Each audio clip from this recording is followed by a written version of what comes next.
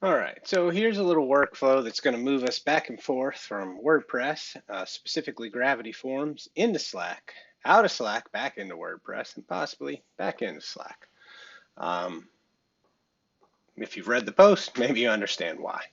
Maybe it still doesn't make sense.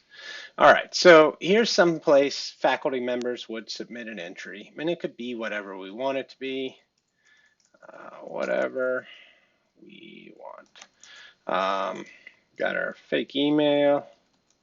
Do the things that I need.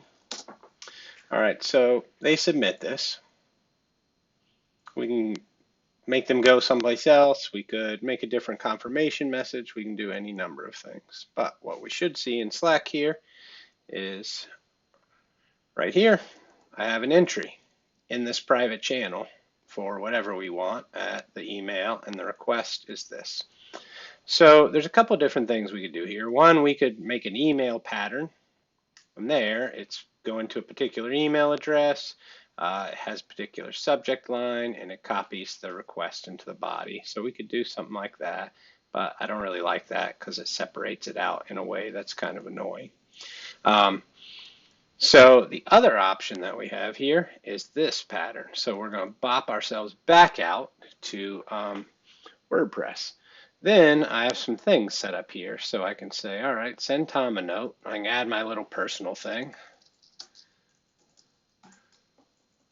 All right, we have the original request here with the email address embedded. These things I'll show you how this works in a second, but they would be hidden in the normal scenario.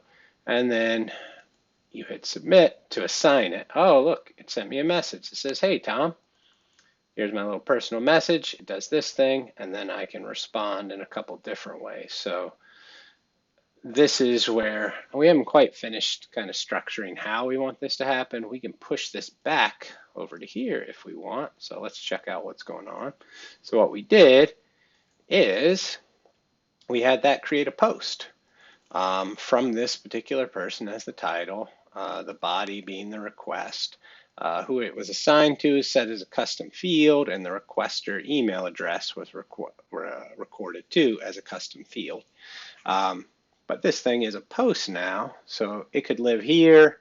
We could have another form, a third form here, that is about responding to this, and that could be linked to with partially or fully propagated data from that Slack message. But it's just moving us back and forth between Slack as our synchronous slash semi-synchronous channel and WordPress, which is where our data is going to be gathered and where communication can be centralized and perhaps removed from the individual towards a more generic response.